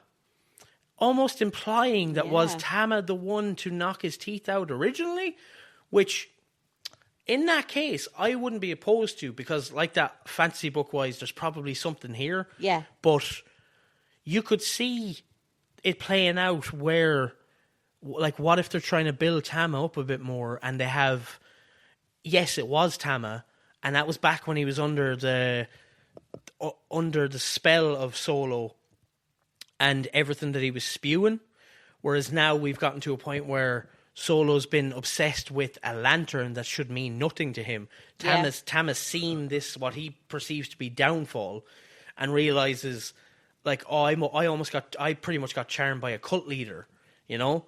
Yeah. So what if he then tries to, like, make that his face turn, and basically he's kind of, like, apologetic to Jacob? Now, you need to do it in a really good way. And obviously you need to do it in matches. You need to kind of show that what he's been showing to Solo, which hopefully they do build on, because they've actually built something already that they might not know they have. I'm hoping that they do. Where you have Solo... what? Mutiny. Where yeah, that's actually not a bad idea. Yeah, a mutiny. They would all turn on Solo. Where you can have maybe Tama like that, build on how he's been turning on him or kind of questioning him, and you then could have Tama leading the MFTs after they kick Solo out. You know, then you could have a downtrodden Solo seeing where he can go from here, you know, whether he try and recruit other people, whether he try and make it on his own. You know, at least we can get something fresh then. Yeah. And we can get something fresh for Solo and Tama. Like, don't get me wrong, I don't know if I want Tama leading the MFTs, but, like, I want Tama doing something big. I feel like I don't know if I want him leading the MFTs, because I'd like to see him go off do his own Solo stuff. Maybe he could join a syndicate. Oh. Do you know what? He has the right vibe for it. I could see him alongside Alistair. Mm-hmm. I don't know, but the thing is, I wouldn't want him as the muscle. I'd want him in his own, like, telling his own thing, telling his own, you know. I need a story there with him that kind of makes him a key focal piece, not just a guy there involved, like, muscle-wise. Like, I don't want him to be... You want him to have a solo run. Yeah, but he can have a solo run within a group. Do you know what I mean? Yeah, yeah. Like, you can still do that. Like, the problem is you shouldn't hamstring yourself to being like, oh, this person's a secondary person in this group, which means we can't push them. Yeah. No, it means you push them while they're in the group, and then you get more invested. Have we forgotten how Batista and Randy Orton got over? It was part of evolution. Yeah. They were 2 and 3 of or Roman or Seth. Yeah. Or Moxley. Exactly. People like that you want to get invested in groups. Yeah. You know, like you don't want to. You want to see them, like, get over as singles. But the thing is, sometimes you need a good group to build them, to want to see them succeed like that. Yeah, 100%. But then we had Jacob Fatu and Tama Tonga, the match itself, solid match. Fatu gets the win. And then Drew McIntyre shows up. Yeah, then we've had a lot of brawls in WWE, like, in the last how many years? Like, loads of shit break down into brawls. Yeah. Like, a good example of a brawl well done would have been Monday with Brock and Oba. Now, it helps that they're two massive dudes that, like, kind of, they can kill everybody in the ring. So it's like, oh shit, like, these two dudes can go, so exactly. What's going to happen here? And you can also have kind of bad brawls. You know, I can't think of one right now, but, like, that's why we can't think of them, because they're forgetful. You know, you don't remember them. It's like, it's just another breakdown brawl. Oh, so, boom, just whatever. Standard kind of. Whereas this was good. Yeah. Like, this was its own thing, separate from, like, what Brock and Oba did. Brock and Oba were just smashing, like, trying to kill each other. Yeah. Whereas Drew, like, it wasn't really a brawl. It was more of a beatdown. Yeah, it was like, and also kind of psychological. Yeah, where he was, exactly, because, like you said, psychological. He ends up beating him down and then takes out the handcuffs, like the longest handcuffs I've ever seen. Yeah, they could have been a little shorter. He got an extender for the handcuffs, but which he did. He actually there was an extension on the handcuff, which would then play a factor later on. Yeah. But it was like the way the beatdown started. He took out the handcuffs, and then obviously if you had watched the vignettes, like he hit on the fact that he was an ex-con, he'd been in prison, all that kind of stuff. Yeah. So then Jacob being like in the handcuffs again was in his hometown was kind of like a bit surreal to see. It was like, I wonder how he felt about that. I'm sure he knows it's all like, you know. Well, that's it. I'm sure he was like, yeah, if it gets over for the story and it gets like the match more kind of like eyes on the match, absolutely, let's do it. Which, yeah, that's how you should be. It's like, yeah, the man was in prison. He's not in prison anymore. Yeah. It's like, you know, it's all good. It's like he didn't kill anybody. He didn't do any fucking fucked up shit to anybody. So, like, you know, exactly. We're all good here. Yeah. But he basically then Drew ties him to the post. And he, unfortunately, Jacob slips through them and he has to then put him back on again. And he said, how does it feel to be back in chains? Yeah. Which that was a fucked line. That was a cold line. It was a cold line. And then he brings them into the middle of the ring and then takes off his belt and just whips him. Yeah. Which looks like a hurt. Those handcuffs really didn't want to cooperate a lot of the times, though. They kept coming undone. Yeah. Which is really frustrating for them because they're trying to tell this story. And I do think the two it wasn't as bad as Lyra Valkyria, though. It wasn't with the tie wraps. No, that wasn't as bad as that. Lyra trying to put her hand back inside the tie wrap. Oh, God. But with what happened, Drew and Fatu both did a really good job in kind of staying calm and just getting to what they needed to get to, because obviously it came undone while he was over the turnbuckle, and it when it came undone, they could have lost the momentum. They could have lost that moment. Whereas Drew, and also even worse than that, Drew, which he then did do, went to get them and kind of redo it, which can be a death wish in itself. Yeah, but they actually did it really well. They didn't really lose any momentum. And they got back. They got to the point that they needed to get to, which Drew clearly felt like that line needed to be hit, which it did. Yeah. And it was very good. And then the handcuffs decided, nah, we're not working tonight. It's like, fuck this, because they came undone again, and it kept on being this thing. But they kept getting past it, which was good. But it did feel like a little bit of a mark on it. Yeah. But then you got Drew with what you were getting to, the belt. When he took that belt off, just started whipping the shit out of Jacob. It felt like he was like, do you know what, just in case those handcuffs kind of stained it a little, I'm going to slap the shit out of you right now just to make sure, you know, just to get that intensity across. And you know what? It actually worked. It worked. It worked. It did work. So I am hyped for this match. I'm looking forward to this match, this unsanctioned match. Unsanctioned, the second only at a WrestleMania ever. Yeah. Which is kind of cool. Yeah, it's cool. Yeah. So I'm looking forward to it. It should be a really good match. Then, unfortunately... so here we have our lowlights and our ringside shout-outs left, and we have one of each. So I think we'll tackle, because of the subject matter of our lowlight, which you all know we're building towards, we will get to our ringside shout-outs first. I think you're right, actually. We should do that. So our ringside shout-out, our only one of the night, is Rhea.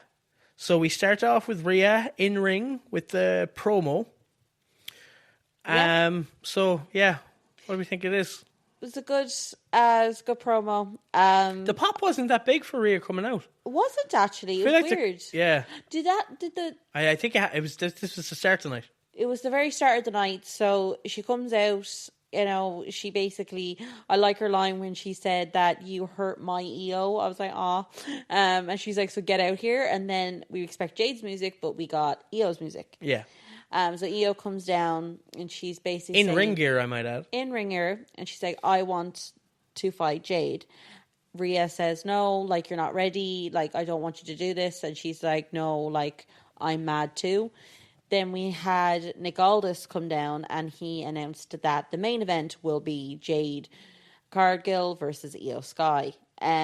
Which, when they first said that was the main event, I was surprised. But yeah, I'm actually kind of happy that was the main event. Yeah, I was happy it was the main event and not our low light of the night. Just because I think it would have just left a real sour taste in my mouth. Yeah. Because thankfully we got the Danhausen stuff after it, and we got Jade and Io. We got CEO in a great wrestling match. So yeah, at least that was a palate cleanser, because if we had ended on the low light of the night, it would have been Probably would have been as low as I maybe have ever felt as a adult wrestling fan. But we will get to that. Yeah, we will get to that. So during then the show, before the main event, we had clips of Rhea attacking. She attacked BFAB first when she was with. This was right after the Danhausen, R-Truth, and Damien Priest segment, and this is what abruptly ended that segment. It did, because she fucked her into a fucking luggage thing. The crates. She and bounced stuff. her off it, which was good. Priest, it was like she's obviously taken BFAB out before the EO and Jade match. Clearly, I think then she turns and she goes like, one down, one to go. So obviously, we get an interaction then between Rhea and Damien. Yes. I actually can't. I think that was kind of a fleeting kind of a interaction. It was like there wasn't really much to it. And R-Truth said something about her joining the. It was like, oh, she didn't want to join Judgment Day. Yeah, it was just like, or she can't join Judgment Day. It's like, yeah, and then Priest is like, oh, and they call me the crazy one. Yeah. But then eventually after that, then we get to Rhea taking out Michin, and that's when Jade, I think Jade was the one who stumbled upon Michin lying on the ground, being like, oh my god, I'm over here, Jade. Oh my god, I'm in so much pain. With a broken, I'm in so much pain, Jade. But with a broken kendo stick, I could have done without this. I would have preferred Rhea take her out and then Jade stumble across her. Like you could have had Jade kind of. We saw the aftermath. Yeah, and it was a bit hammy. It was a little hammy. So then we had finally the main event. And it was Jade versus Io. The match itself was it took a while to kind of build up, but then once it was building up, then I thought I was really actually getting into it. And then I think you mentioned that it felt like quite an abrupt ending. Well, so the reason I thought it was an abrupt ending was because I felt like it was one of those cases where they were putting Io in the ring with Jade to kind of show, like obviously they were asking Jade to do them or Io to do them a favor and be like show the crowd that Jade can like get through a match with somebody on your caliber, because Io is one of the best wrestlers on the planet right now, male or female. Yeah. So for Jade to be able to go toe to toe with someone like Io and put on a good match would have meant a lot, especially leading into WrestleMania. And they had actually had the foundations of what was leading to a good match. You know, the back and forth was good. The spots that Jade needed to hit, she hit, and she hit well. The bits that Io needed to get to, like, as usual, she got to brilliantly. So I felt like they were just building it in a way that now, once she hit the Jade, I knew it was over. But I was hoping she was going to hit something big where Io kicks out. Yeah. And then you can kind of build to Io hitting something. You know, I don't think I'd want Jade kicking out of an over the moonsault, but I don't think I'd want Io kicking out of a Jaded either. But build to these big spots where you get these near falls and you get these, like, you know, you want the crowd to get into it to show that Jade, like if they'd even given them 4 or 5 more minutes, even 3, just to build a couple of near falls to get the crowd invested. Yeah. Because that's how you show you can run a wrestling match. You can, like, you don't even have to run it. Io is clearly the one running the match. But you can if you can participate in a match like that and get the fans involved, that means a lot, and that'll get the crowd then more invested in a match with someone like Rhea with the title on the line. You know what I mean? Yeah. No, 100% agree with you. It was a good match. It could have been a great match. But then once Jade gets the pin after the Jaded, she then goes to get a chair to attack Io with it, and then Rhea runs down. And we obviously don't have the other 2 lackeys, so it's just Rhea coming down. They have a little standoff. Jade just steps away, decides like, I'm good. You know, throws the chair out of the ring, just walks away and just leaves it there. So that's how we finish SmackDown. And from that, I have a small fantasy book. Oh, really? Now, it's just a quick one. It'll get us to WrestleMania. And this is one that I think a lot of fans will probably have thought of themselves. However, the reason I'm doing it is because, like, loads of people might think this is obvious. I only thought of this, I think, yesterday. And I kind of thought to myself, how did I not think of this before? Because I feel like it's, now that I thought of it, it is obvious. Okay. But if they do it, it can be good. And if they can do it, and you'll know why I'm saying can when I get to the point, because if they can do it is the main point here. So, we have Jade and we have her two little minions, Meechin and Bfab. Yeah. We have Rhea and Io. So on Monday, I would like to see Rhea and Io getting basically taken out by Bfab, Meechin, and Jade. Just like you could even do it multiple times throughout the night. Just frustration. You could have Jade taking. You could have Meechin with her kendo stick, Bfab with a steel chair, just taking the two of them out, having Jade standing over them, like the leader she's meant to be. Yeah. And just have them destroying them, just absolutely destroy them backstage. And you need to do it on Raw because you kind of have to establish it. You don't want to do it on SmackDown because one and done doesn't really hit as much. So you have them do that on Raw.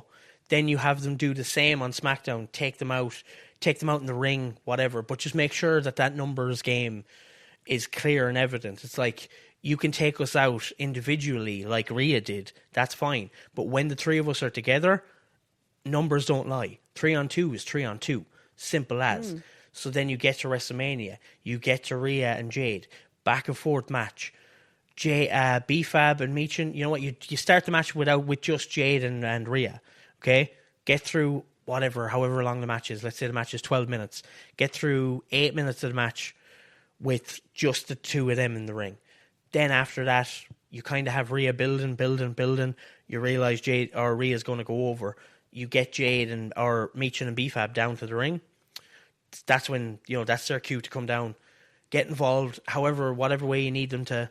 I don't think they're going to put a stipulation on this match beforehand, so it's probably just going to be a normal match, so they have to avoid the disqualifications. If not, I would have them just come down. Like, personally, I think I would maybe have them come down, have Jade kind of state that she can beat Rhea one-on-one. That's why Meechin and Bfab are staying in the back. And then have Rhea be like, okay, if you could beat me one-on-one, how about you beat me one-on-one in a no DQ match? Like let's take out the minions, let's take out this. Let's me and you just put everything on the line, kick the shit out of each other. I'd have Rhea hit that line as well. Let's just kick the shit out of each other. Chairs, kendo sticks, you like to play with them, I like to play with them too. So let's play with them on a level playing field. Ooh, I like that line. And you have that, so you can have that in the match. And then during it, that's when you realise, Jade realises, I can't do this. It's like, this bitch is a psycho. It's like, I can't do this. I can't finish her. Like, I can't hit her with enough chair shots. She's too good. She's too good for me, even in this kind of a world. So you have her then looking toward the entranceway and just ushering them in. Just be like, come on. We need this. Like, I can't do it alone. I need you fuckers. This is why I recruited you. And you have her then, you have Meechin and Bfab come down. No DQ match, so it doesn't matter. So they come down, kendo stick in hand, chair in hand for Bfab, beat down Rhea. Io's music hits, runs down. Problem is the numbers game. Rhea's already laid out. It's 3-on-1 when Io gets in there. She's trying. She gets absolutely taken out. Then, I don't know if you want to go with a lights go out moment. I feel like it's warranted. But you hit the lights and you hit Bianca Belair's music. Oh my God, yes. And the numbers game. So you hit that music. You have Jade just standing in the ring with Bfab and Meechin beside her. And she's just like, what the fuck? You can have her mouth that if you want. And with the realization, shit, like she's back. Like, what are we going to do? And then you have Io and Rhea kind of raise up behind them. You could I'd like to see, similar to what we saw with Zarya, with Sol Ruka in that match of Stand and Deliver, where the camera angle, you had Zarya raise up. Ooh, yeah. That's what I'd want. I'd want to see Rhea and Io simultaneously raise up behind Jade, Meechin and Bfab, and then just start taking them out while Bianca's running to the ring. And then 3-on-3, laid out. You have Meechin and Bfab just taken out of the ring. You have Rhea then just taking Jade by herself, hits that fucking Riptide and pins Jade for the 1-2-3. And then, see, I don't know where you'd go. Like, obviously, you're going into a Bianca and Jade feud there. You don't really need the title on the line for that. Like, No, that you tells don't. itself. The title on the line would add to it, but like with Bianca coming back, she needs to be the thing that turns the tide. So Rhea has to win the match. Yes. You know? But then you need to have Bianca kind of just have her grab Jade by the hair and just hit a line. I can't think of a line. I never actually thought of adding a line, and now I have it in my head where, yeah, you need the camera in close where she can hit a line to Jade where, like, it's something kind of like what I go back to Zarya and Sol, where Zarya hit that line where it's like, snatch that soul, bitch. Yeah. You know, where you could have Bianca pull her hair up and be like, I came back to cost you your title, but now, like, you know, something there. Yeah. You know? Anybody with a suggestion, throw it in the comments and add on. I'm trying to think. Like, I'm trying. I to know think you of, are. like, That's why I'm throwing it to you. Whipping her hair, or like cracking the whip on her, or something. No, I don't think you want it physical. It needs to be something like, it needs to be a line. Yeah, that's what I'm saying. It needs to be something. I'm trying to think of something. Oh, a play on word kind of thing of what? A play on words with, like, the Yeah, whip like thing. play on words kind of thing, like, or like the fact that her, like, finisher is jaded. Seeing that hers is Salruka, so hers is jaded. So maybe something there. I don't know. Yeah, you could have her pull her up by the head and be like, "Oh, did you think I wasn't jaded?" Oh yeah, You know, it's like, that's basic as shit. It's like, you know, that's real basic kind of shit, but something along those lines. Yeah. You know, we might add an amendment next week where we're like, oh, just to add on to, we might add on to our own add-on. Yeah. But no, we'd love for somebody to throw something in there to be like, that's it. That's the thing. I really like that idea of Bianca returning. Hopefully, I'd love for that to happen. Hopefully she's all healed, because I know she had a really bad finger injury. Yeah, see, that's why I said if it can happen, because Yeah. we don't know where Bianca is. I hope she's at the point where she's recovered and feeling better, but we just don't know where she is right now. We haven't heard anything. So, again, this is why fantasy booking is fantasy booking. Exactly. You know, we want to keep our fantasy booking realistic to the point where we want to book how we want to see stories going. Yeah. Like, we're not going to book fucking Sasquatch beating fucking Logan Paul at you know, it's not going to be some weird fucking Baby Groot type booking shite, you know? It's not going to be that kind of fantasy. Who the fuck? Oh, that kind of fantasy. Yeah, well, that's what I mean. I was just like, there's a wrestler called Sasquatch. There definitely is. It's like, I don't know that guy. You hit that Google machine right now, I guarantee you there's a wrestler called Sasquatch. Probably. And I bet you there's not just one. So that'll be our last laugh of the night, ladies and gentlemen. Because from there, we move on to the lowest of the low. Because, oh my fucking God. Yeah, so I don't even know where to start with this one. Neither do I. This is the low light and also the last part of the match and the week. So sorry for leaving it on such a negative note. But it starts off, obviously, this is the Pat McAfee in the ring. And we'll start off first seeing Pat McAfee, and that is when he shows up. I think we saw Cody with fucking English Adam Pearce backstage, where Cody was asking him, like, where's McAfee? And then You said Randy. You mean Cody?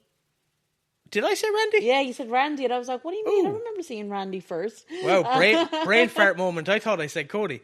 We'll listen to it back. But yeah, so Cody's backstage and goes up to English Adam Pearce and basically is like, where's McAfee? Aldous says, like, look, he's on his way.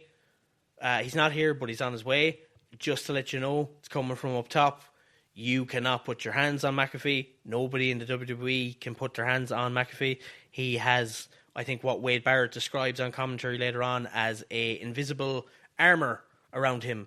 That's, you know, you're not allowed to touch McAfee. It's off limits. So clearly they're hinting at TKO and Ari Emanuel and the likes of them, like, you know, basically putting the word out that he can't be touched and shit like this.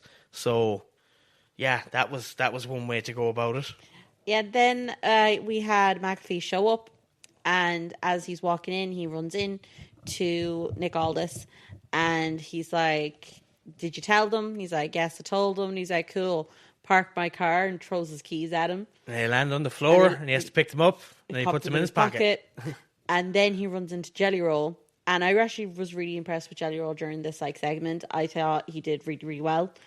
This was good. I do appreciate, and we all kind of feel the sentiment that Jelly Roll is saying. I think the main issue with it is the fact that Jelly Roll is the one saying it. Because he's talking about people not taking the limelight or like getting out of like, why are you involved in, like, why, he says to McAfee, why are you in the middle of Cody and Randy? And us as wrestling fans, we absolutely agree with Jelly Roll, and I appreciate a lot of the stuff that Jelly Roll does and the passion he brings, but at the same time, what are you doing in the story, Jelly? Because you're right there with Pat, you know? And I think we've had rumours of a potential tag match with Cody and Jelly Roll versus McAfee and Orton at Backlash, which Rachel is only finding out about right now, as I remember in the moment. Yeah, that's been reports. There's been a lot of angry reactions to that. I hope that's not the case. I hope they pivot off that if it was the case, because that's embarrassing.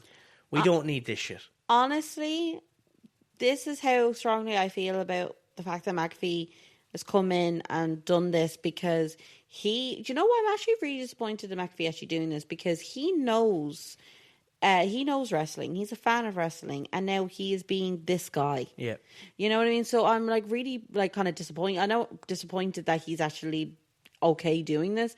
I honestly, after WrestleMania, would rather never see Pat McAfee in WWE ever again.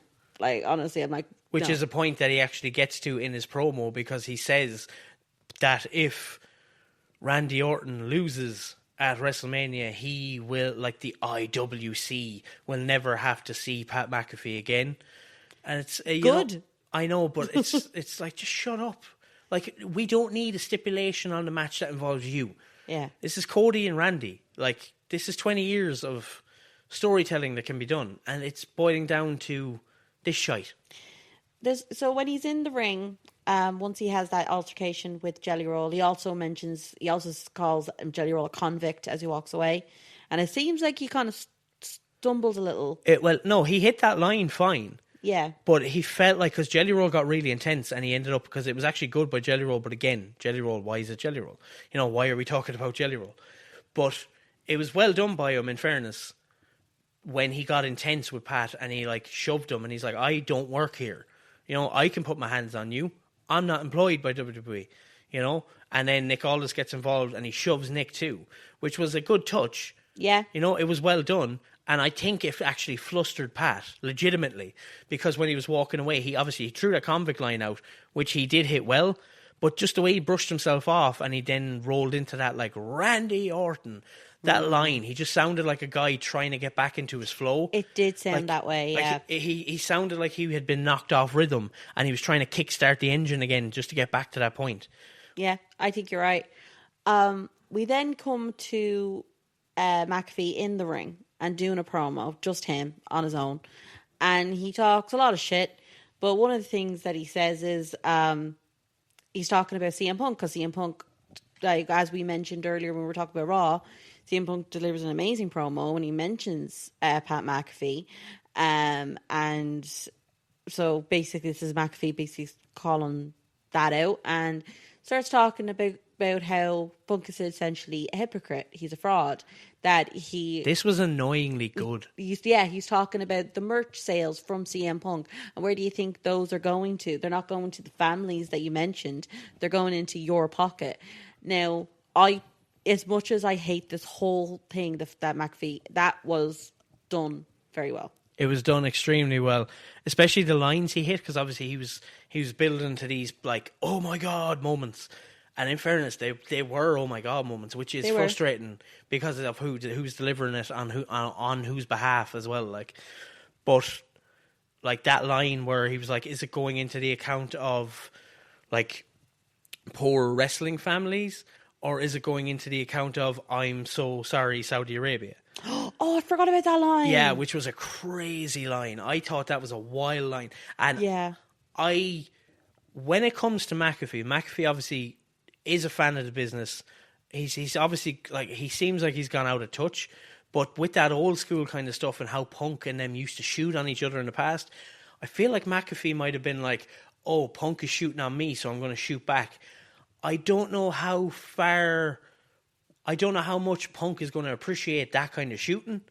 Now, that's the game that Punk plays with being who he is. But I'm interested to see or find out whether McAfee cleared that with anyone or whether he cleared it with Punk. Because if so or if not, like, we're going to see a rebuttal probably on Monday from Punk, especially after what he did on Monday with that. Well, I hope he doesn't, though, because he shouldn't be focusing on McAfee at all. He should be focusing on Roman Reigns. That should be his focus. But the problem is, if you just focus on that after McAfee does something that like that, you know, do you not address it? Yeah, it's iffy.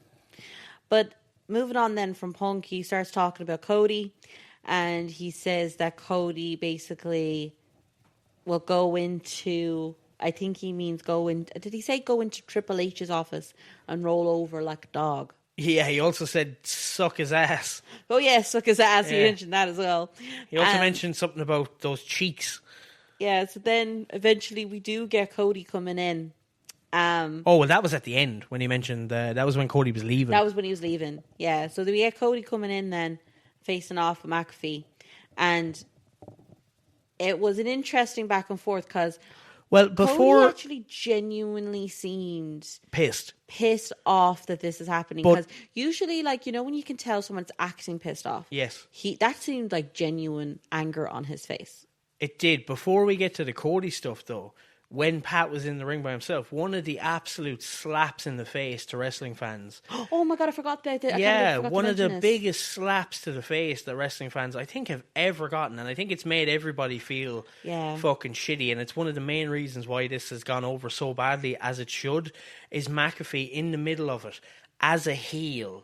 Like, this big fucking, like, gesture from TKO and from WWE of 25% off in the middle of his fucking promo. He decides to do an advert and basically announces 25% off tickets because of Ram Trucks, or I got in touch with Ram Trucks, and what the fuck are we doing?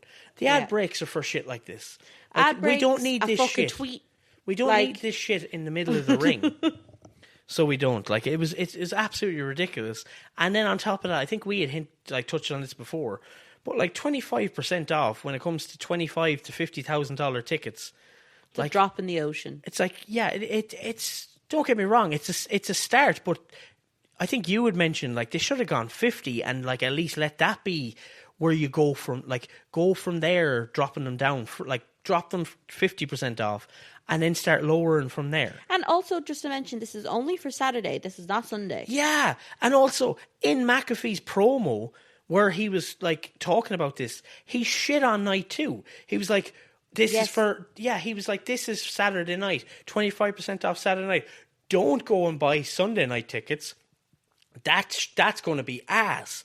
What the fuck are we doing? Yeah. What are we doing? Like, for one... Obviously, it doesn't make sense anyway. You have Brock and Oban night 2. That sells it straight away. Exactly. But why are we shitting on our own fucking product? What's going on? Like, I know he's given free reign probably to do what he wants. But one, why are we giving a line? What? Surely there's a line. Why are we giving free reign to a celebrity? Yeah, there should be a line. He should have been like... His mic should have been cut there or something. But what the fuck are we doing allowing him to talk like this about your night 2? Like, this is your big, like, you know, your Punk and Roman, your Obafemi and Lesnar. You know, it's fucking insane. It is. It's crazy. I think it's what's pissing me off as well is that this is happening around, basically, like you said before, this is a match that writes itself. It's a 20-year, like, friendship and rivalry history behind it. Like, it doesn't need all of this fucking, like, bollocks around it. That's all it is. It's bollocks. It's absolute shite. It's TKO sticking their nose into something that they don't, like, Pat McAfee moved the knee. Since last weekend, when McAfee apparently came in to change the business, they've sold 1,200 tickets. Like, you know, which... It's WWE. We're 2 weeks away. If anything, like, I hope people start asking for refunds, or they start refunding their tickets. I genuinely hope this would just teach them the biggest lesson. If if basically WrestleMania and it was empty. Yeah, that's never going to happen. Never going to happen. But that'd be great. Like, if I could choose that to be the case right now. As a protest, like. Yeah, if I could choose that, like, all of the IWC, oh my God, if everybody got on board, as Pat McAfee likes to call the people who fucking like us, do podcasts, talk about wrestling, enjoy wrestling, and genuinely love wrestling, which we thought McAfee was one of them, still irritating, but was one of them. Like, if we all could get together and agree and just like, no, nobody buys tickets, nobody goes, that'd be great, but it's never going to happen. I'm going to show my ignorance here. What does IWC mean? Oh, my apologies. The IWC, I know, in fairness, I went a long time not knowing what people meant either. I assumed what it was, but it's the internet wrestling community. Oh, okay. Yeah. Yeah, I was like, is this a company? Is this... No, that's fair. And I did just... There's probably a bunch of people listening who are like, the fuck is the IWC, dude? Why is this guy keep on fucking glitching talking about the IWC? I was afraid of that you were going to be like, really, Rachel? Like, we've talked about this multiple times. And I'm like, oh, no. Well, that's a fair guess with you. There are things that we've talked about multiple times that you always forget. Yeah. So then all of that bollocks happened, and you had Cody run in, and they had basically a standoff. I can't remember what was said, but it was. I wouldn't call it a standoff because that's an insult to Cody. Yeah. There is no standoff between Cody and Pat. But obviously, because the rule is now that's been set is Cody can't put his hands on McAfee. Yeah. So there was one point that we noticed that McAfee kind of got up in Cody's face a little bit. And Cody then gave him the hand to kind of be like, calm down, Pat. down a bit. Because if you go a little too far, I'm going to have to lay my hands on you. Exactly, because I think Pat was kind of pushing, he was, like you just said, pushing it a bit too far. And Cody was like, check yourself because you're getting way too close. Yeah. And I know I can't put my hands on you, but you're getting in there where... In reality, I'd have to hit you a slap, so you're going to make me look weak if you fucking keep on with this shit. And storyline-wise, I can't fucking hit you right now, you little prick. Yeah, check yourself before you wreck yourself. Yeah, I don't think that fits here. No. So then Boo! Boo! That one did not go over. There's not a single person laughing at that. Don't you boo me? You're the only one laughing at that. That was awful. That was awful. Whatever. Mark. Oh, you piece of shit. I'm never admitting that on this podcast again. How dare you? How dare you, you fucking dickhead. That was low. I actually really appreciate it. I'm gonna fuck you up now. The next error you make, I'm gonna jump on that shit. So then we had Cody give the line to basically tells McAfee, just go home. Like, no one wants you here. Like, fuck off. Basically, like, saying everything that we're thinking. And as Cody walks away and he's walking up the ramp, McAfee is shouting all this shit at him. He calls him Stardust. And then Cody is stopping. He's contemplating, am I going to go back? And he starts taking off his like coat and his tie and everything. And as he's going back to the ring, there is the screen turns on and we have Randy saying, Cody, wait, don't like... this was actually good. This wasn't bad because then it then cuts to you have Randy basically kind of calling Cody and being like, maybe come help your boy, and it pans down and we see Jelly Roll laid out.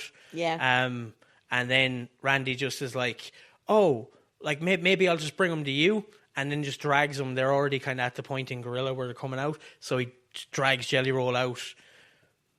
Drags him down, and then you have Cody, obviously, cookie cutter babyface, I gotta save Jelly Roll.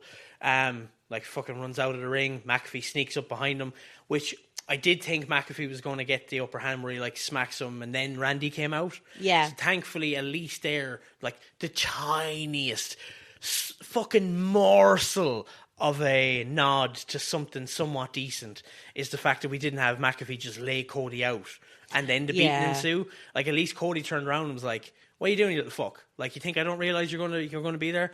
So at least that was one little thing. But then obviously he walks down McAfee to the ring, and that's when Randy comes up behind him and just fucking lays him out, and then they proceed to just put a beating on him. Yeah.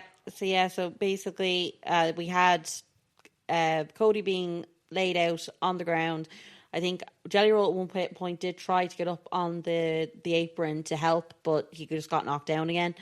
And then we had Pat basically then like stole his ring. Was it? No, sorry. I am thinking of... Did you just think of MJF and Kenny Omega? I completely forgot. I was like, no, Cody that is a Rhodes' different ring. thing. That is a different thing. That was his goddamn WWE Universal title that Apologies. Pat McAfee is now fucking walking around with. But before we get to that, we actually had Jelly Roll stir and come down to the ring and try and save Cody. And I think that's when Randy was pointing out to be like, you know, Pat, sort that shit out. And you had then Jelly Roll grab the choke slam type fucking thing on Pat. And then Randy just comes across and clocks Jelly Roll off the side. Jelly Roll actually took a solid bump to the ground there. Yeah. But I did mention that like a few minutes ago, but you went into more detail, so...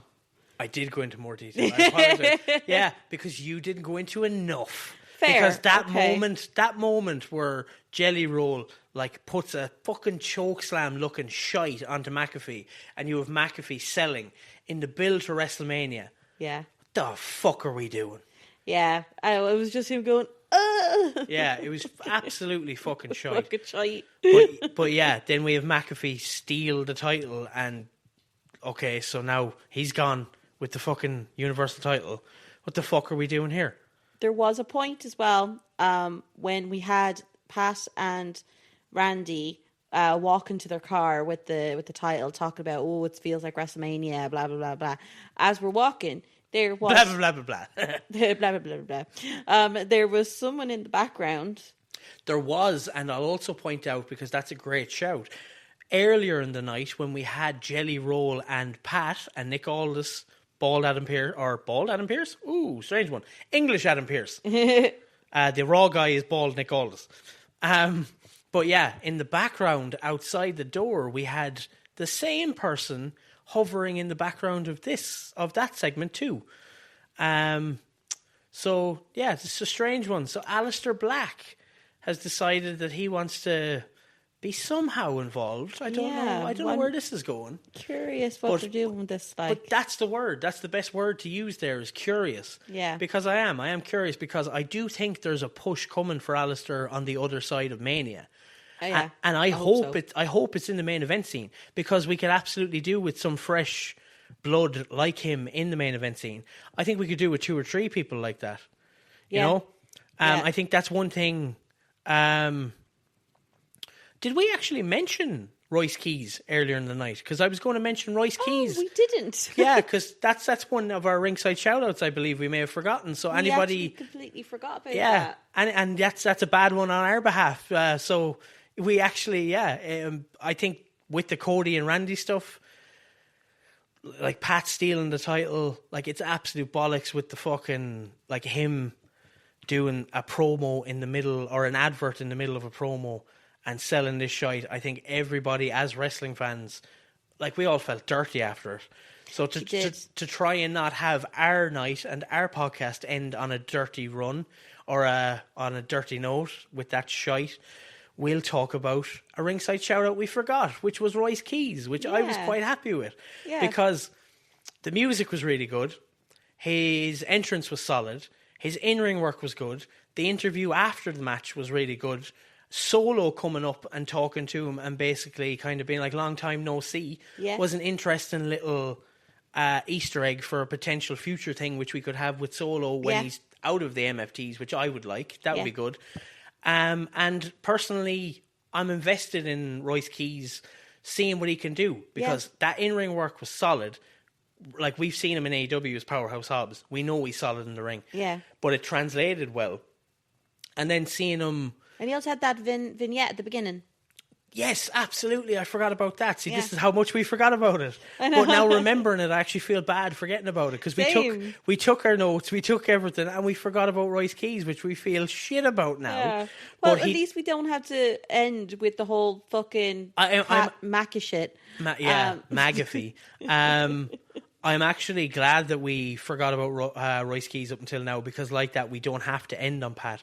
We get to end on a positive note where Royce Keys comes in. He's made a solid debut. They can build on him from here, and I'm very interested in seeing what happens. Me too. Especially, one thing that I do want to acknowledge is the entrance music, because it could have been a Def Rebel shite fest like it usually is. It was actually good. I liked personally, a bunch of people can comment below and be like, "You're nonsense. This is Def Rebel slop." I think it was actually quite good. If I'm wrong, I apologise, but it sounded like it suits Royce Keys. Actually, you know what? If I'm wrong, I don't apologise. I'm fucking right. That absolutely suits him. I don't know why I said that. That's nonsense. You're all wrong. Fuck the lot of E. Absolutely. That's been FBW. And on How that you like humble it? note, We hope you listen next time. Enjoy. Here we go. on the road to WrestleMania. Bye, guys. Bye.